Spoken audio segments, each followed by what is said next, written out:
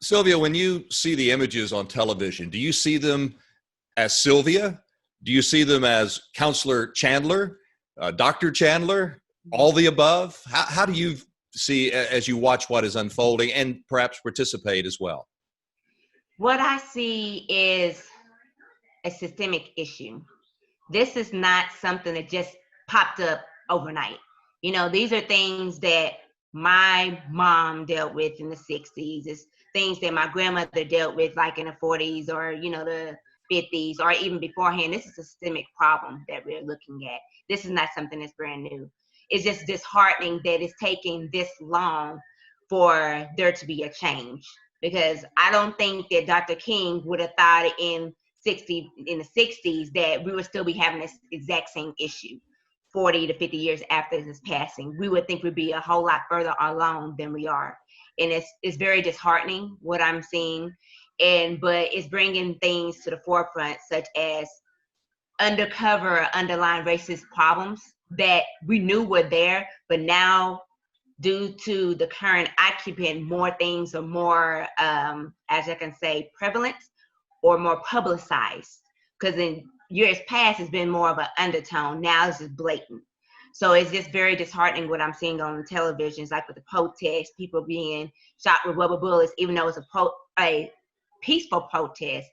But everybody knows after night, it becomes violent. We know there's two sides to every story. Like in different cities, there are cities that have peaceful protests.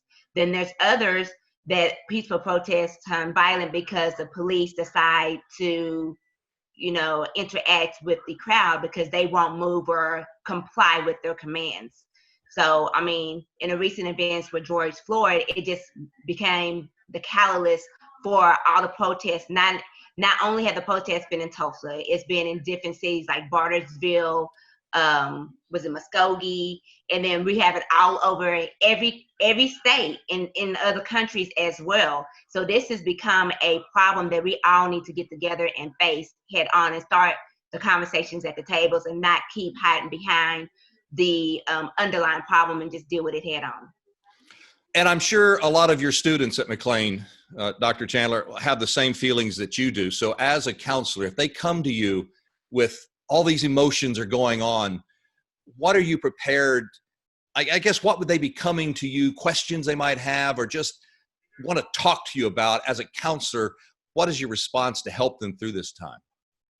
I think for me, I know this is crazy in this time in 2020 that I'm having conversations with my students, especially my students of color, is that what I try to do, I teach, as far as I'm concerned, I know I'm an academic counselor, but I also teach life lessons.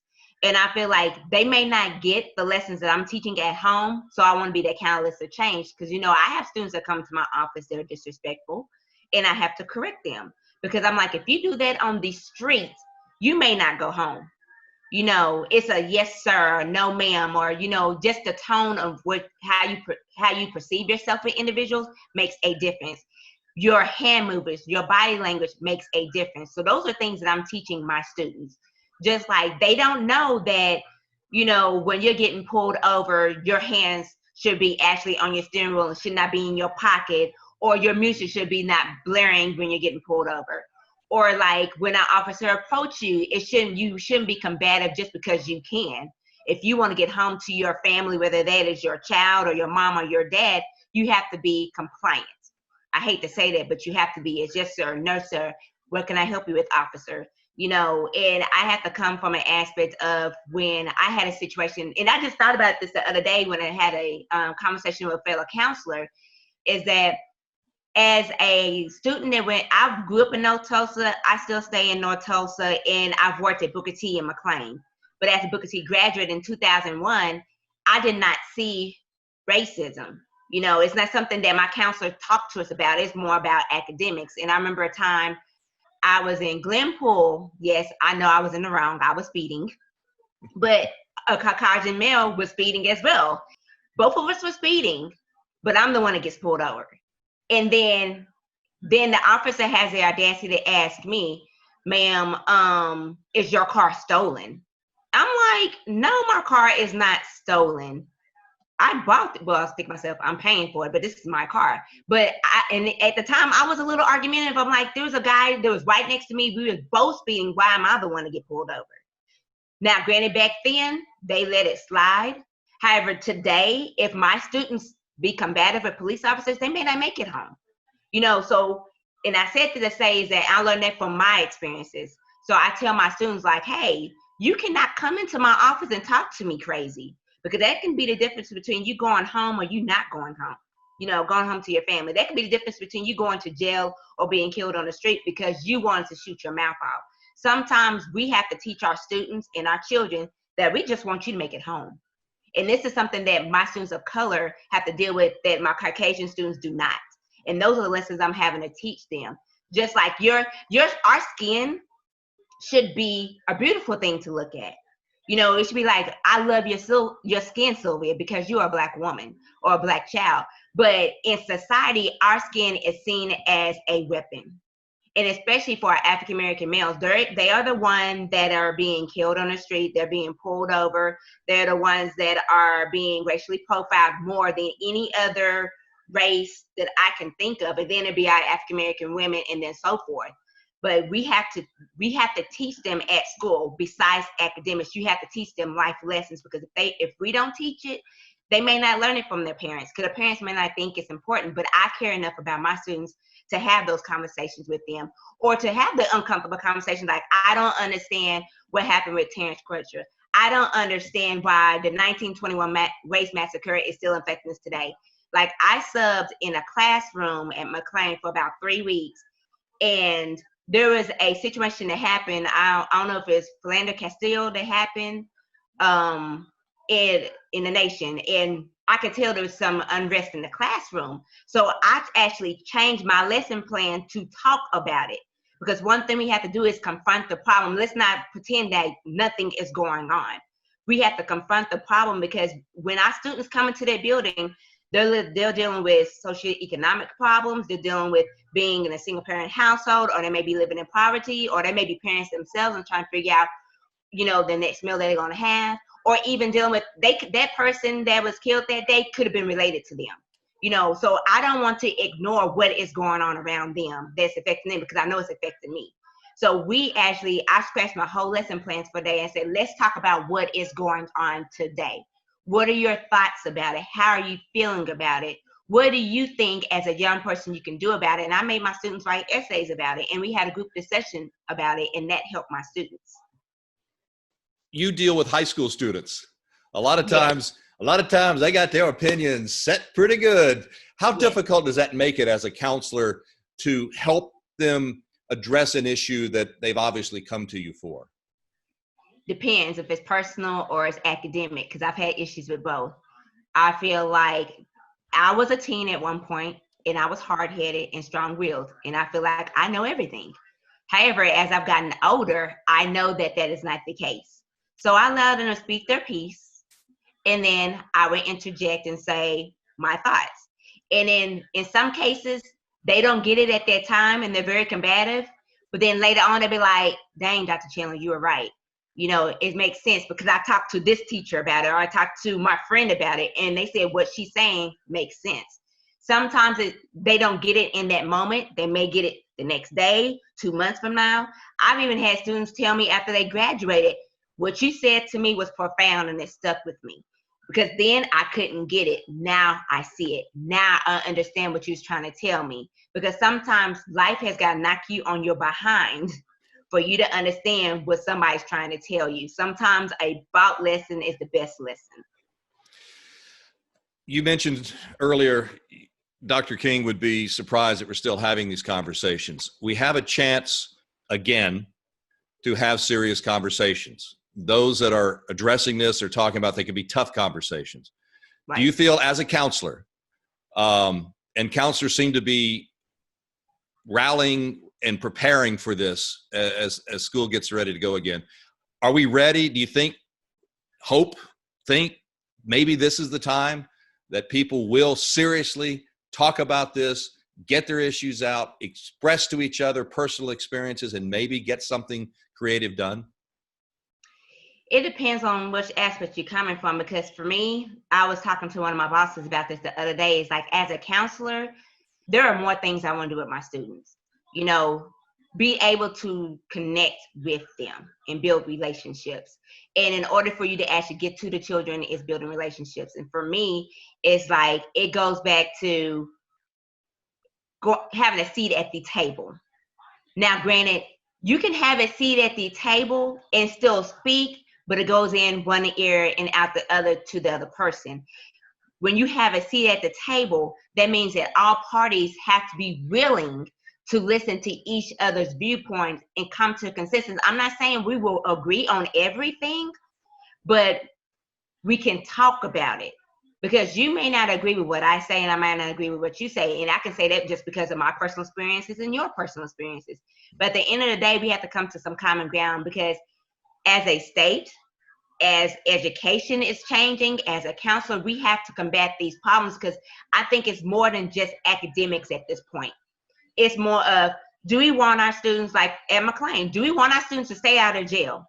You know, this is a conversation that we need to have with our mayor, like with the policing. Have them come talk to our students and, you know, educate them on what they should and should not do at a when you're getting pulled over, or even being, as crazy as it may sound, my students don't even know what the difference between guilty by association. Like, I may rob a bank, but you may be driving, but because you were driving, we're both getting the same punishment. You know what I'm saying? If we're both of the same descent. And our students don't understand that. And so those are things that need to be brought to the table, not just like our mayor, but our superintendent, our principals, our counselors, because the counselors see a whole lot more than a superintendent may see, than the policeman may see, or teachers may see.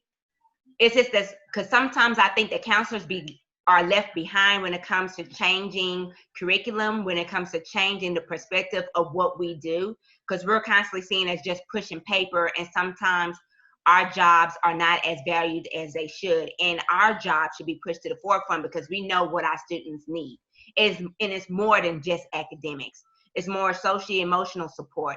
It's more of, let's deal, because if you can't deal with what's going on outside the classroom, you can't help them inside the classroom. And that's what it goes back to everybody having a seat at the table. What can we do as a district? What can we do at a state to alleviate some of these problems our students are facing, such as in North Tulsa, we have a food disparity. We do not have a grocery store in North Tulsa, but when you go to our Memorial, 6th Memorial, there's a grocery store everywhere.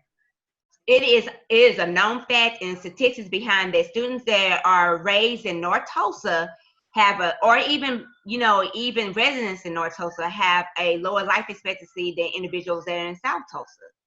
Every single time you look around, we are having a Dollar General throw up on almost every daggum corner. But in South Tulsa, you would have an Aldi's, a Super Walmart, you would have a Sprouts.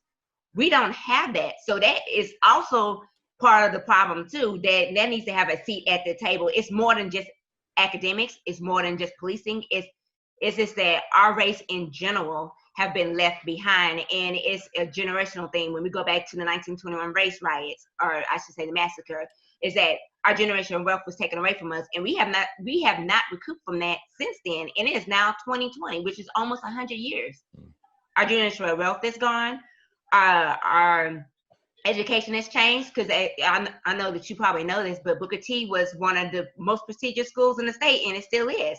Even when it was an all-black school, and Booker T had subpar material that they got from Central or Rogers at the time, but yet they were still outperforming students at majority white schools, and that became an issue. You know, I'm not saying integration is a good thing or bad thing. It's something that needed to happen.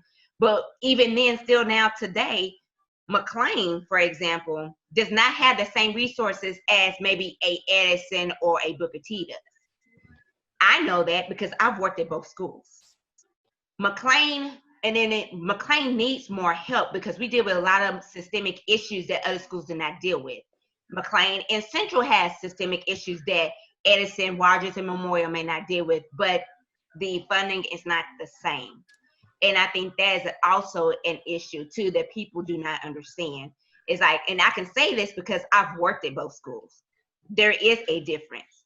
And we want to talk about equity. Like, we want students at McLain to perform like students at Booker T or like at Rogers, but that's not going to happen, because when you look at McLain, not only we in North Tulsa, but we don't get to accept our students. Our students are what we get. We have students that have been in jail. We have single parents. We have students that do not speak English. We have students that are only there because they're court ordered. And then we have students that have, anger, aggressive issues that we can't even address because we don't have the adequate funding to even address that. Those are things that Booker T does not deal with. Those are things that East Central may not deal with. And like I've talked to other fellow counselors, like in our counselors meetings, like each school has its own culture. Each school has their own expectations. I'm not saying that McLain's expectations is different than Booker T, but we deal with a different population. And it's going to take a whole lot more for our students to excel like students at Booker T or at Edison. Like, for example, we have lost, every year I've been at McLain, this will be going on 6 years this August, we have lost at least 20 teachers. That is a problem. How can we have a quality education if we keep losing teachers due to various reasons? But on the flip side of Edison, Booker T, Rogers, their teachers are, I would say, stable. They're not moving around. They're not leaving. And if they're leaving, it's because possibly they're retiring or they're moving to a different state. Ours, we have teachers that are moving we have a lot of Teach for America teachers. So they do their 2 years and they leave. We have teachers that can't deal with what we deal with at McLain, like the behavior issues, and they leave. Or we have teachers that are not for our students. And that's the main thing. If you're going to teach at McLain, you have to be for our students. And I found out this year, and I never would have thought about this. Like, I'm thinking everybody at McLain is for our students. That is not the case. It became very apparent when I've had conversations with teachers, when one may say, well, there's no point in me doing a lesson plan for these students because I know they're not going to do the work. I'm like, I don't know how to take that, but as long as that student is in your classroom, it is your responsibility to teach them. Okay? Whether they do the work or not is your responsibility. Therefore, it's not your right to take that away from them.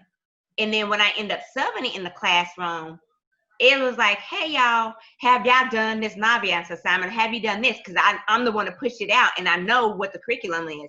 And for them to say, we haven't done it, we have no clue what you're talking about, and it is March, and we've been in school since August, that is a huge problem. I was livid because our students are being left behind. We have to have educators in every aspect, no matter if you're at Booker T, Edison, Rogers, Memorial, East Central, it does not matter. You have to have teachers that are there to educate your kids regardless of the color, regardless of the economic status of those students, regardless if they have money or not, regardless if their parents are in the picture or not. Because at the end of the day, sometimes we are the counselors, the teachers, the administrators, the security guards, cafeteria workers, the clerks, we are the only positive aspect that those students have, and they're role models and they look up to us. And sometimes you guys step outside your bounds in your actual, I should say, your job duties to help those students and give them the real. Because sometimes your lesson can save somebody's life. Your lesson can help keep them from making mistakes that you made. Just listening, and I don't, Dr. Chandler, I don't want to put words in your mouth, but it seems like what you're saying to a degree is, as we help students deal with the issues of the day, yes, talking is a good start, but we need to see actions that are going to probably be even stronger than words for Correct. A lot of students. Correct. Is that correct? Correct. Just like, for example, I think it became in legislation about 2 years ago that the 1921, at the time, it was the race riots should be taught in Oklahoma history. Well, that was news to me because I didn't hear about it. But then now that's changed to 1921 massacre. I get it. But the state is stating that, hey, you have to teach the curriculum, but you give them no curriculum to teach from. That is a problem. This should be taught a long time ago. I was in high school, never even heard of the 1921 race massacre in school. Didn't even know what it was until recent years. I say I found out about maybe 5 years ago, and I live here in Tulsa. So it is crazy that something so close to me I didn't know anything about, because if you're not taught it, you don't know. So one thing that I would like to see our educational system is to, you need to give us resources. Don't tell us we have to do something, but then not give us the resources and mainly the funding to make it happen. And you have to understand that every last student learns differently. We have your kinesthetic, you got your auditory, you got your visual learners. Let's put some money behind this. Let's not only just put it in books or in posters. Let's do field trips. Let's visit some of these places like the downtown, like on Greenwood.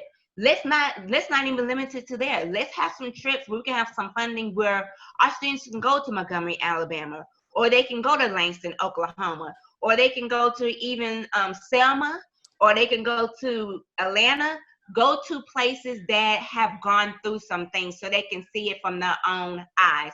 Or even just doing, and if you want to stay in the state, let's talk about the lack there of African American culture being taught, period. I feel like we have been brainwashed in the aspect of, granted, we did not come here by choice. We didn't have a choice. Because I was hoping, I don't know what I would be, but I could have been a princess or a queen in Africa somewhere. I don't know that because my ancestors were brought here against their will over 400 years ago. So it's offensive for people to say you need to go back to Africa. Well, you can't go back to somewhere you've never been. We're Americans just like you are. The only people that were here were the Native Americans. So, and if that's the case, everybody needs to go back to where they came from. And on top of that, the nation was built upon our backs. And I don't think a lot of people realize that the White House was built by Blacks. You know, some of the greatest inventions, like the open heart surgery, the police light, well, not the police light, what's it called? The traffic light. Then you got the refrigerator, you got the pressing comb, you got so many inventions, or even peanut butter, for example, like George Washington Carver. Those are inventions by African American people that people do not know about. And I don't think that Black history should be taught just in February. It should be taught year round.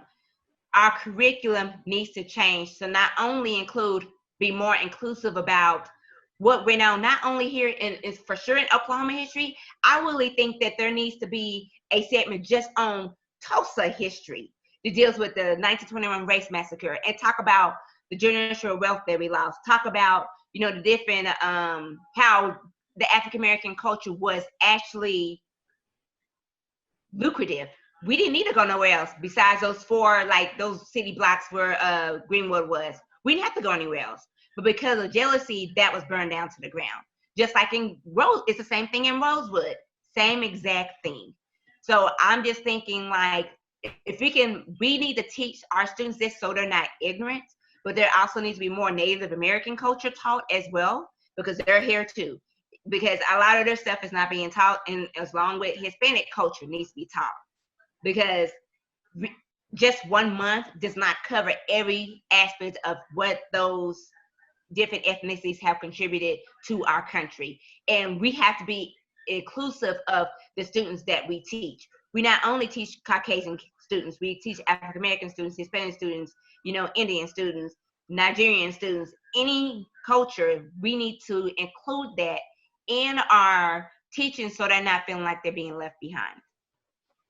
What can they expect when they knock on that door and say, Dr. Chandler, I really got to get this off my chest and talk about it and talk me through what's going on and help me understand it all? What can a student expect? And honestly, what I want it to be is not just a one-on-one conversation with students. I think this needs to be grade level forums to talk about, because sometimes when you do things in masses, it's not the best way to address an issue. But however, I would like to start with one of the things I want to institute at McLain is do small groups, and just for them to talk about what's going on with them. Because what I found is when I talk to students, I have ideas that I take back to administration, like, hey, have you thought about doing this?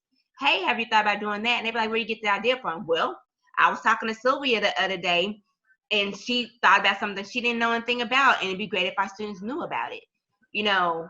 And I also feel like we need to be more watchful, but also cognizant of what's going on around us and with our students.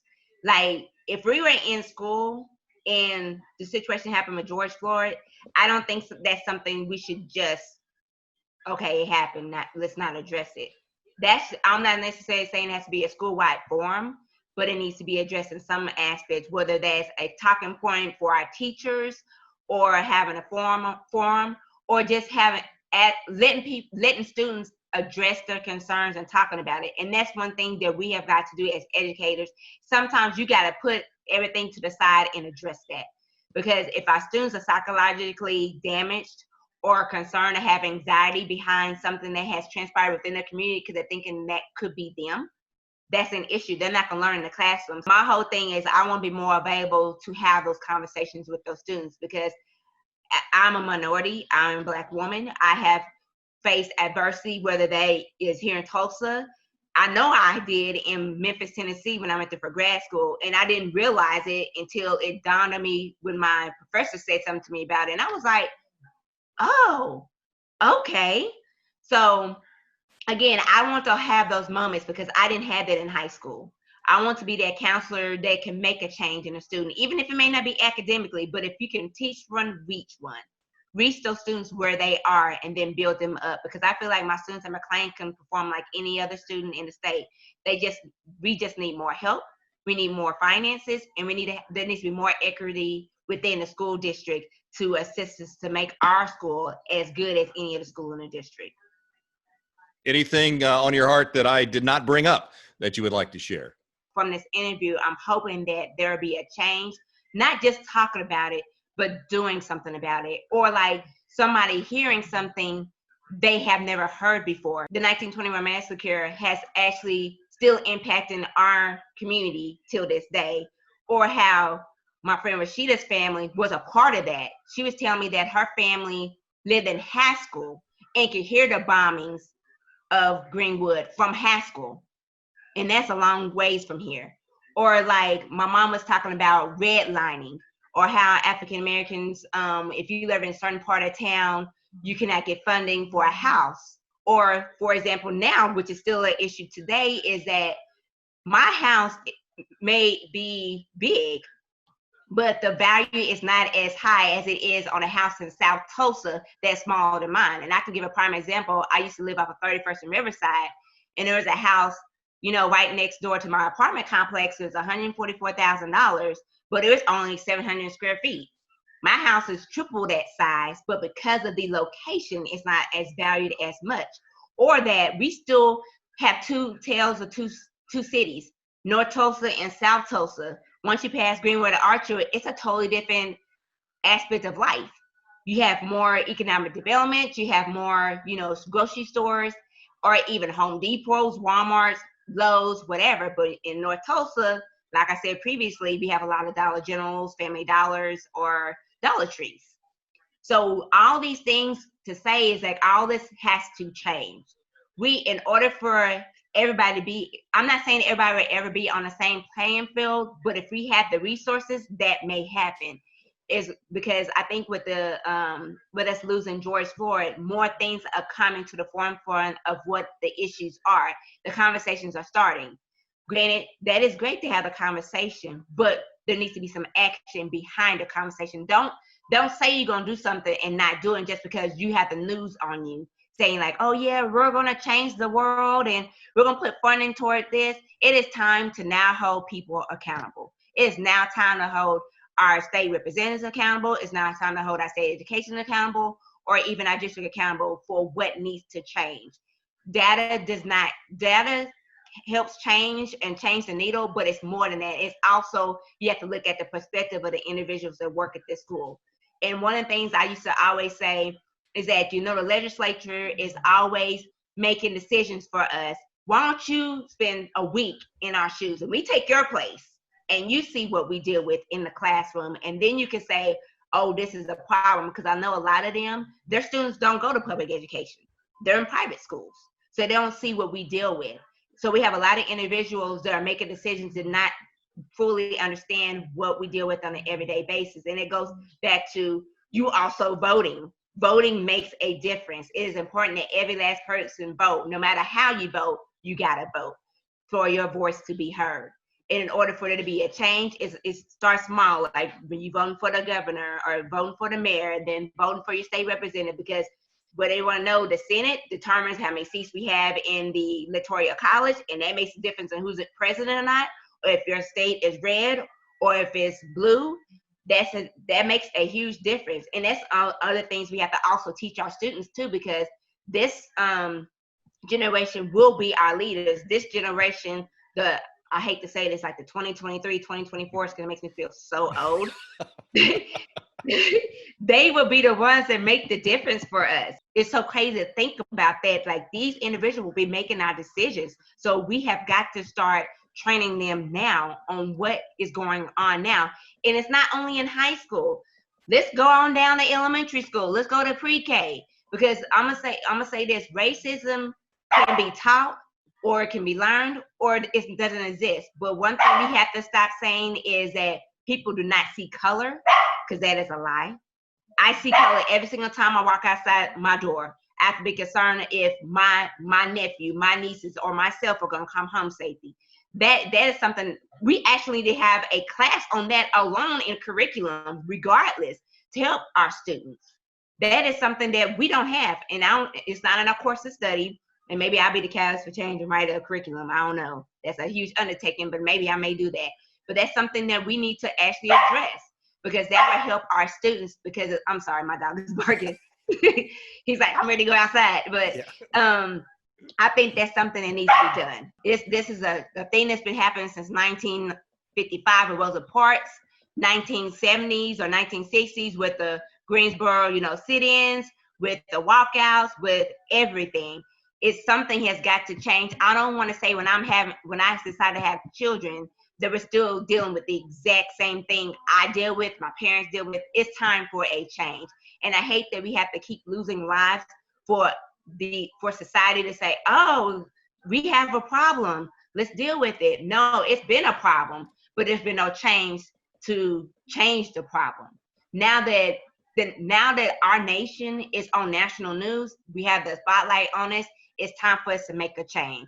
And sometimes it starts with a conversation, and from the conversation it starts action. From action it comes resources, funding, and community members willing to stand up and say, this is no longer right. Whether you're Black, white, Hispanic, Puerto Rican, whatever the case may be, it is time to make a change, and it starts today.